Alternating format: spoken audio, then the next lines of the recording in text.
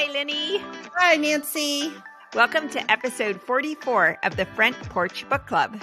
The Front Porch Book Club is a podcast that meets twice a month. We like to dig deep into the relationship between characters and the worlds they live in. Grab your book and iced tea and join us on the front porch.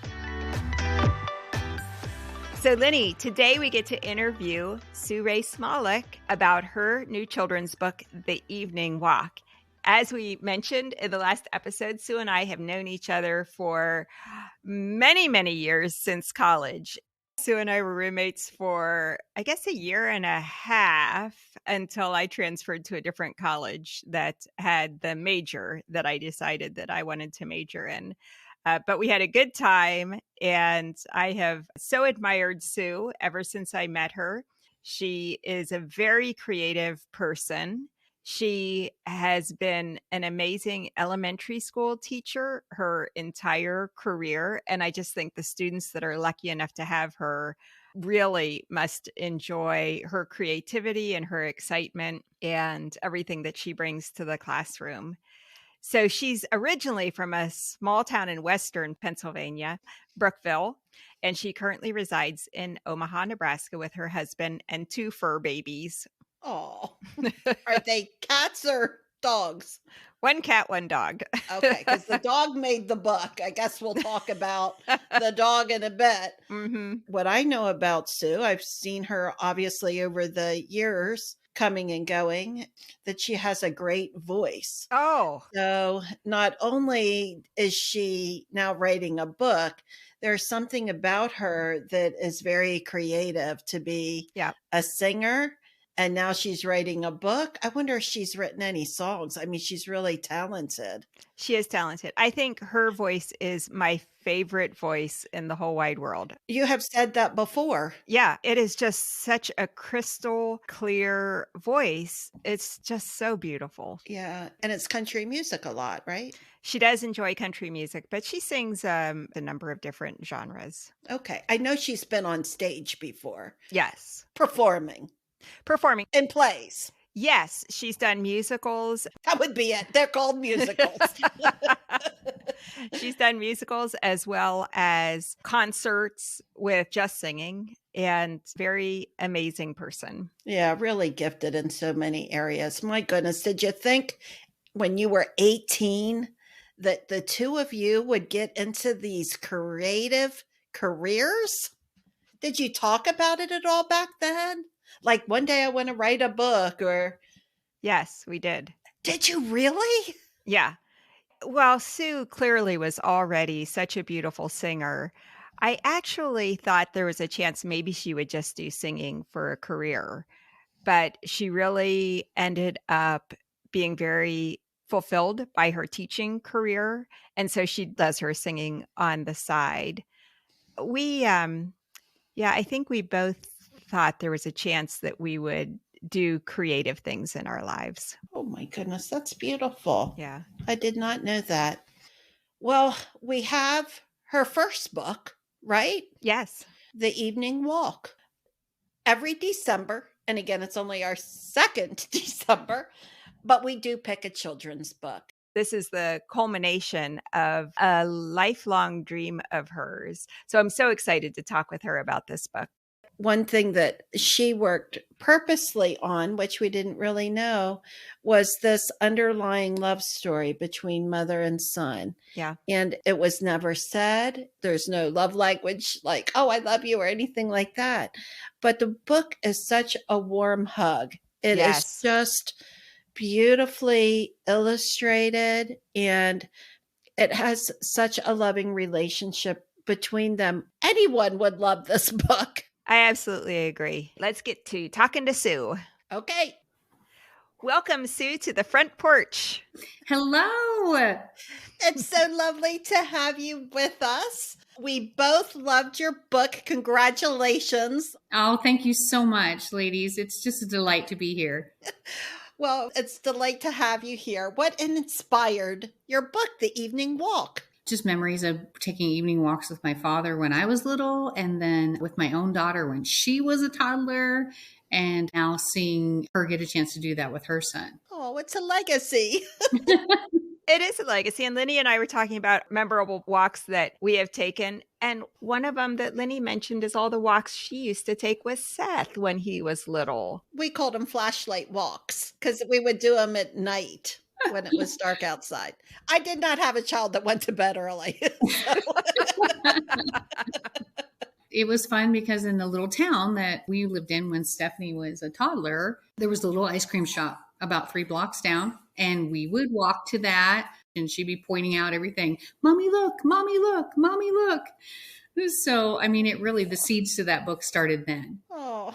And I'm very slow processor. So that only took me, 32 years to make that come out of my head and go on paper. But, It reminds me a little bit of the runs that you and I used to take in college. Sue would say, let's go for a jog. And I'd say, okay. And we'd get about 4 blocks off campus where the Dunkin' Donuts was. Oh, and Sue would say, I think we're done. We just happened to have 50 cents in our pocket. It's all good. Is that going to be your next book, Sue? The evening jog? How not to run. How not to jog and get healthy. That's hilarious.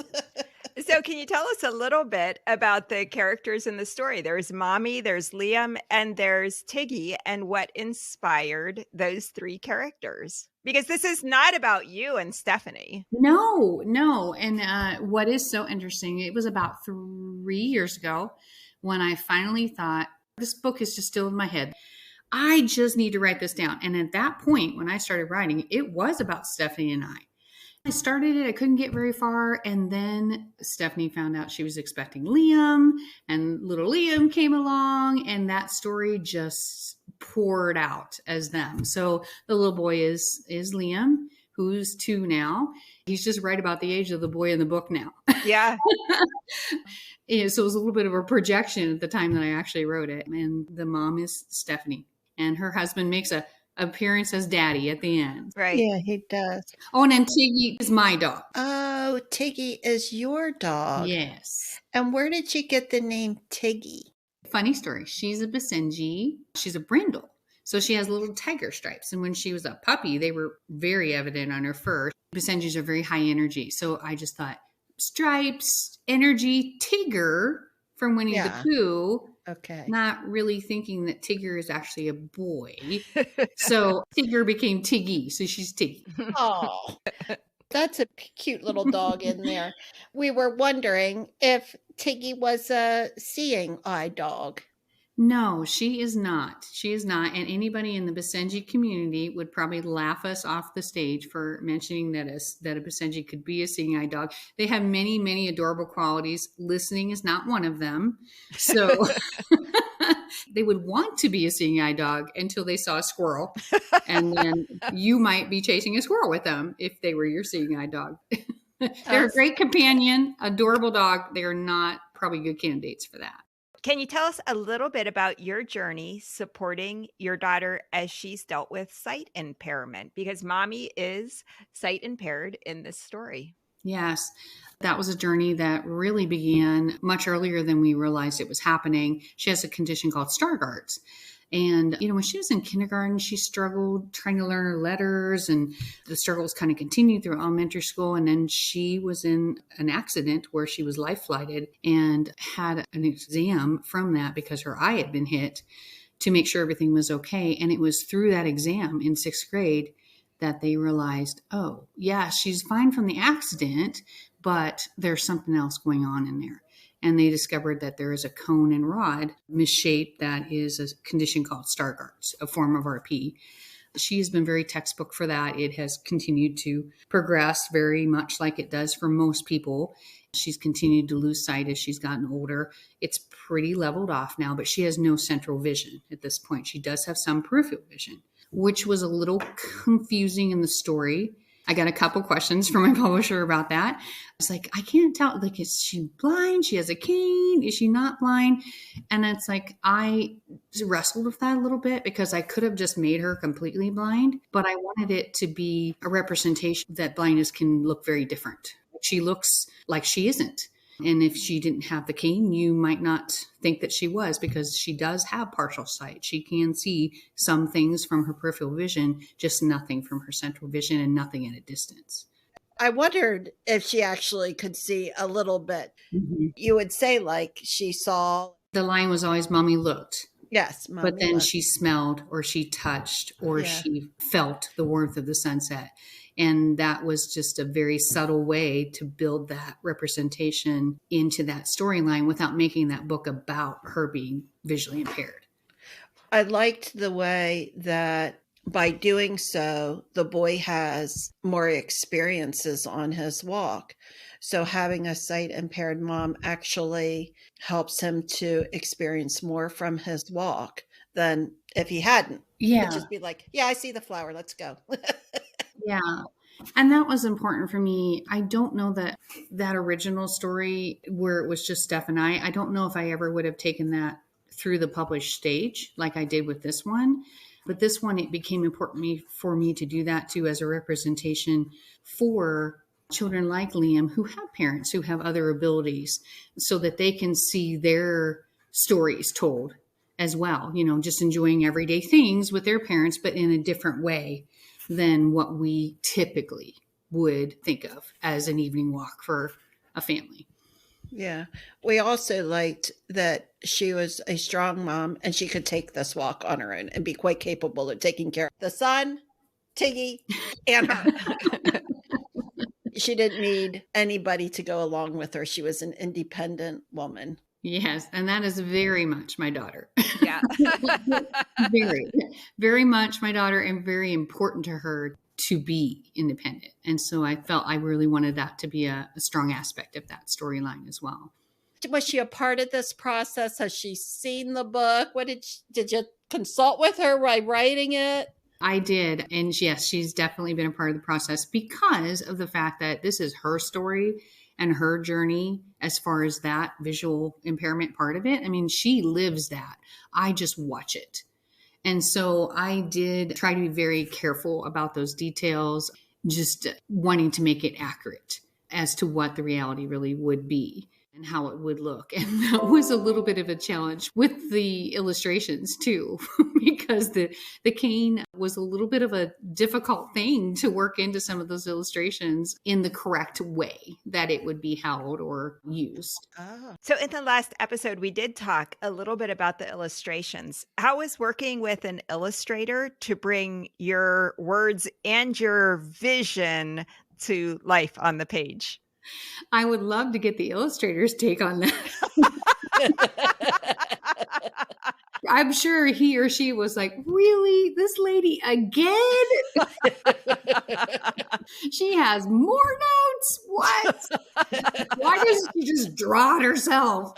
It was a process. It was very interesting, but it was definitely a process. It's hard when you're a face-to-face communicator like I am. You just wanted to sit down with them and chat through it and draw some things up together, and trying to do it through email third party was pretty challenging, but I learned a lot. And if I'm remembering correctly, the publisher assigned the illustrator to you. Mm-hmm. Then they gave you several versions of different styles to choose from in terms of what the illustration could look like. Some were more one-dimensional cartoony. Yeah. Some were more super realistic. Mm-hmm. Some were a little bit more like the finished product in terms of overall feel. Yes, very graphic novel type of illustration. Yeah. You had some very specific ideas of what should be on the pages, didn't you? That's a very nice way of saying that I was picky. Yes. That is true. I really did. I do dabble in art myself, and it's hard when you have that vision in your head, how you want that picture to look. Right. And it was just hard when it would come back and it wouldn't quite be there. Yeah. And you wanted the depth, and you wanted the detail, and you wanted the pastel wash. Yeah. And sometimes it was a lot different, and sometimes it was just a little different, but we did get there. Actually, it was the most challenging part. I did feel very picky, but then I justified it with myself because my thinking is, children's book, the pictures tell as much of or more of the story than the words do.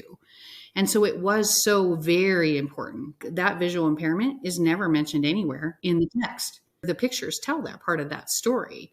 And they had to be there and they had to be correctly done or it wasn't going to transfer for the reader. Yeah. You ended up with a beautiful product. Oh, thank you. I marveled at the illustration of it. So it doesn't surprise me that you said that you were really working very closely with the illustrator, because it struck me that I almost thought, I wonder if you sketched out how you wanted this page to look, because it was that good and that precise along with the writing. Oh, thank you. Yes, I did. I don't know if I really was supposed to do that, but they let me do that. You were just supposed to send descriptions. And I did at first, and the images would get closer to what I was thinking, but not quite there. And so then when I started doing the sketches and sending those along with the text, then we were able to. And so hopefully that helped that illustrator on the other end. I really do hope that that was something where they would go, oh, that's what she means. Okay, I get it. The cane needs to be over here, or the sunset needs to look like this. Somehow or other, it all worked out because it came together. And I was like, that's what I was seeing. Fantastic. Have you or Steph read the book to Liam yet? Not yet. I'm working on a surprise for Steph and Brian for Christmas. I got the Braille overlays for the book. I was wondering if you were going to do that. I'm going to give them a copy of it brailled, so that they can be the first to read it with him. Oh. And they're coming for a little visit right before Christmas. And so I'm going to give it to them then so we can all sit together. I'm just so excited. I can't wait.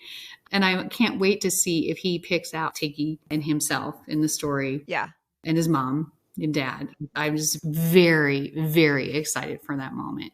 And that actually is something I want to offer. I'm looking into offering that book as part of the National Braille Library that people who are visually impaired can order Braille books from. And to also then make an audio copy of it that would be available for people so that they would have that option to read that with their young one if they were a visually impaired parent. Would that be an audiobook option too? Yes, it will be an audiobook option on Amazon, but I'm also hoping to do some other versions of it as well that would be accessible through audio and through Braille.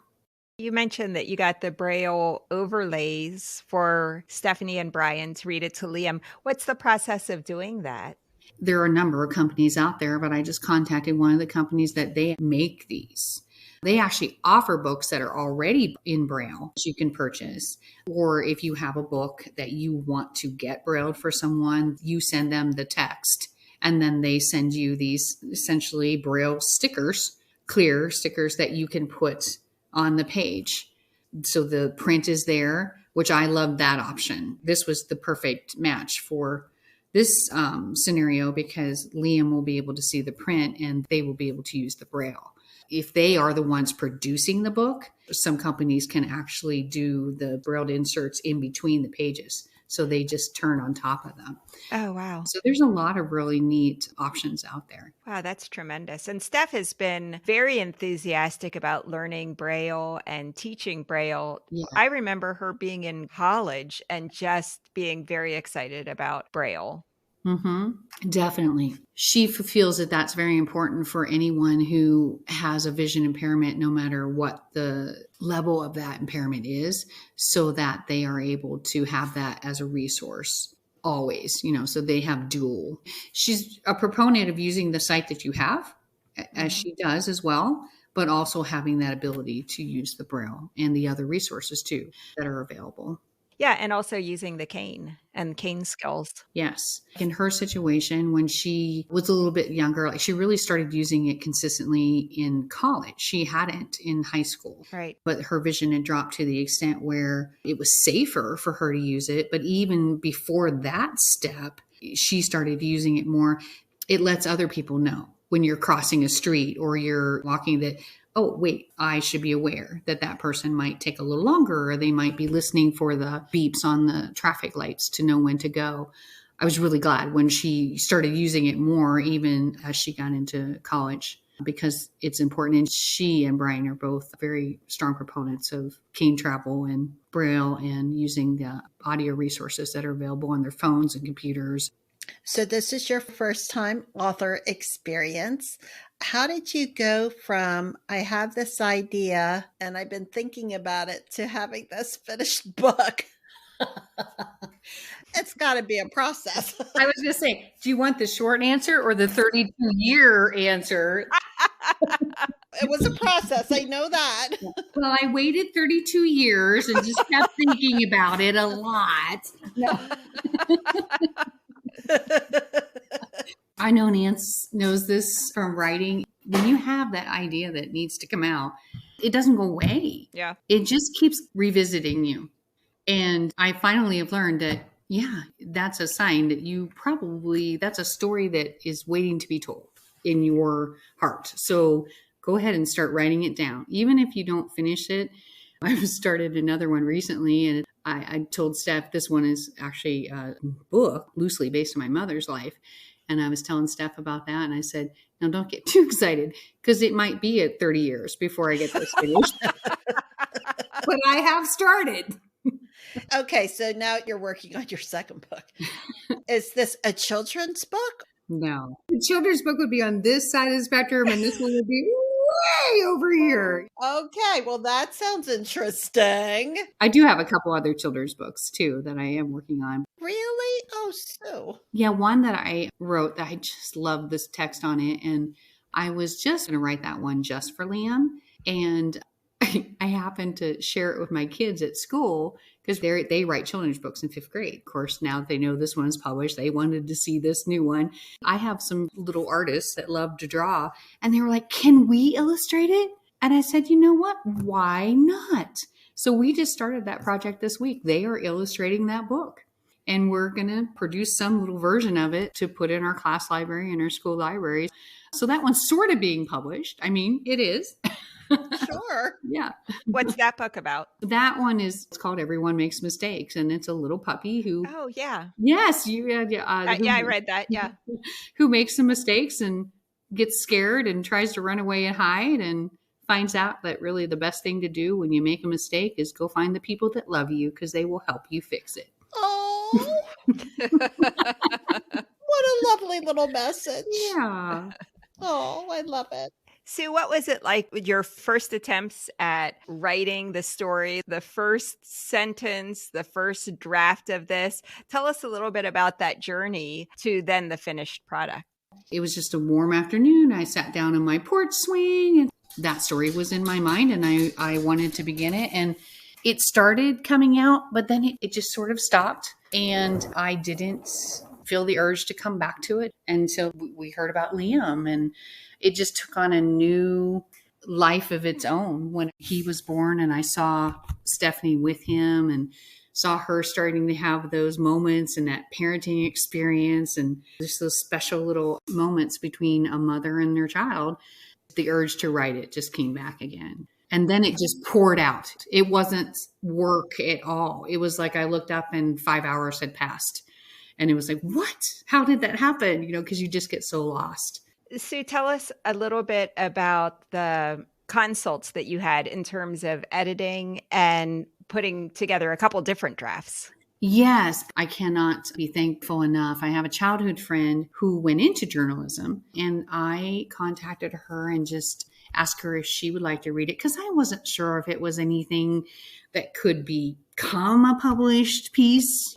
I liked it and it meant a lot to me, but that's like looking at your own child and thinking they're the most beautiful thing ever. Right. So I sent it to Ruth, and then Ruth had a very good friend who is a published author, Carolyn Fraser, who graciously agreed to take a look at it and who sent me my very first notes on it. And they were so helpful.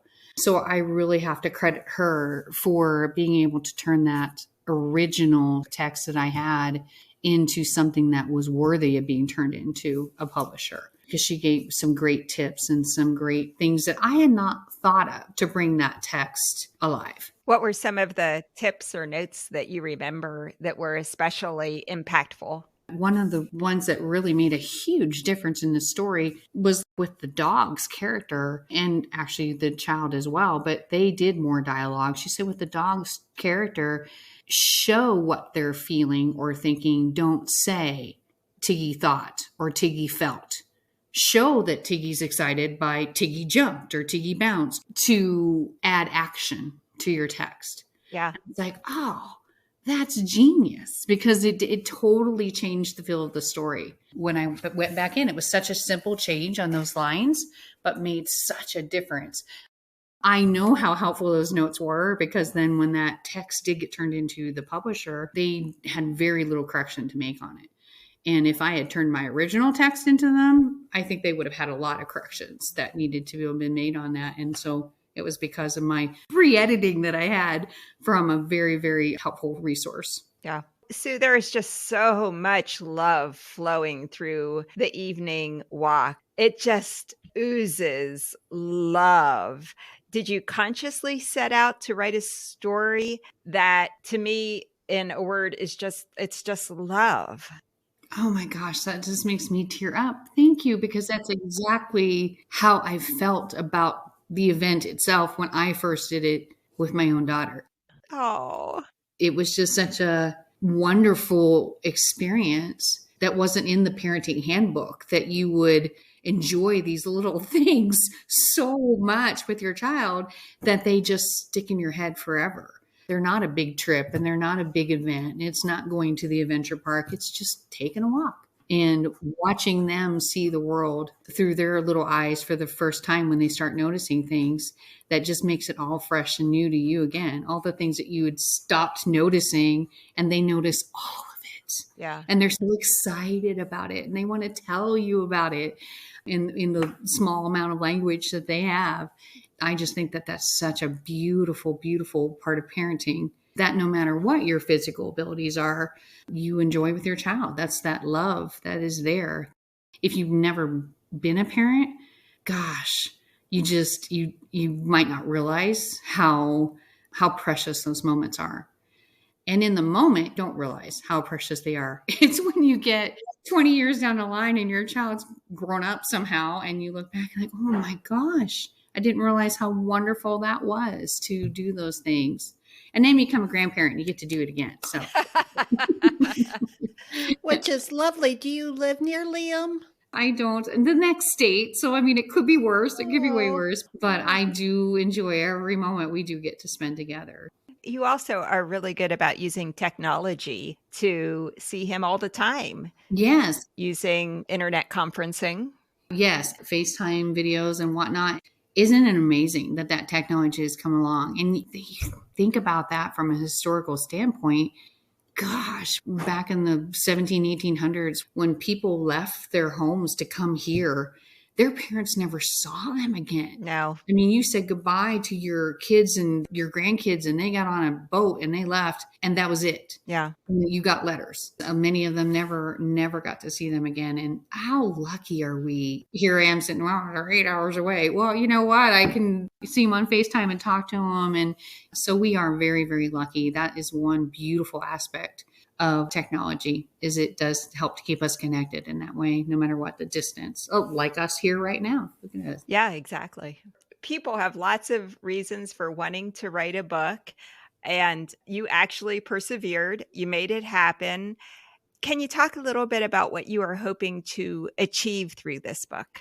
Yes, I really hope that it provides for Liam a chance to see himself represented on a library shelf. Yeah. I would love if these books just showed up on the public library shelf, so that when he's a little bit older, little kids like him also see it. So when they see him and his mom and dad coming into the preschool or the kindergarten room and his mom and dad have canes, that's not a huge surprise to them. Right. Because they read this book as a toddler with their parent and like, oh yeah, I saw that in that book. Some parents have canes. Okay. It won't be a big deal, but that representation has to be there in order for that to happen for all other ability parents. Yeah. If someone's parenting deaf or someone is parenting it from a wheelchair. And I think the more representation that can be available for that for littles to read, the more that can be not such a shock when they see it for the first time in real life. Mm-hmm. That's beautiful. Well, Sue, now you posted this on Facebook this week. What was it like when you got the book in your hand? I was grinning from ear to ear. It felt a little surreal. It's out there. It's kind of like when you hold that baby in your arms for the first time. You know it's coming. You know you're preparing for it. You're doing, all the things you can. It doesn't compare to actually holding the real thing in your hands. It's just like, wow, this really did happen. I wasn't just dreaming this. Are you going to do book signings and anything like that? No plans for that yet. We'll just see. If people want me to sign them, I certainly will. Lenny, it took me 32 years just to get the book done. I took me another 5 to come up with how to actually market it. Well, I hope your publisher helps you with this, because I would like to see this on shelves. Yes. I would like people to be able to read this, and what you said about normalizing it. Yes. Oh, okay. Little tiny people are like, oh yeah, I've seen that in that book. Yeah. It's okay. And to get it out as much as possible. Yes, definitely. So you just smiled. You didn't scream. You didn't run outside. You didn't cry. So that's a strangely muted emotion for you if you just smiled when you held the book for the first time. Really? And then I put it on social media. Oh.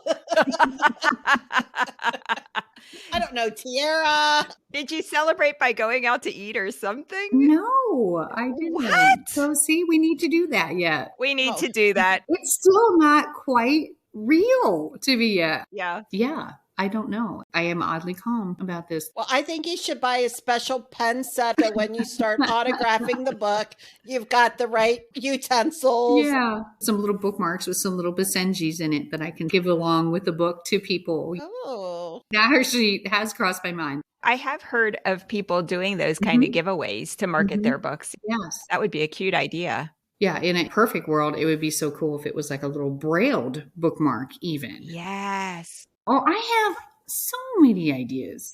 So many ideas. It's just getting them out of my head and into reality. We need to get you some marketing people. Congratulations. Thank you. Sue. What a wonderful book. I just hope that people get out there and buy it. I think it's just a beautiful little story. Like Nancy said, I love the loving tone of the book. It's just a beautiful little love story there between mother and son. The sunset page gets me every time.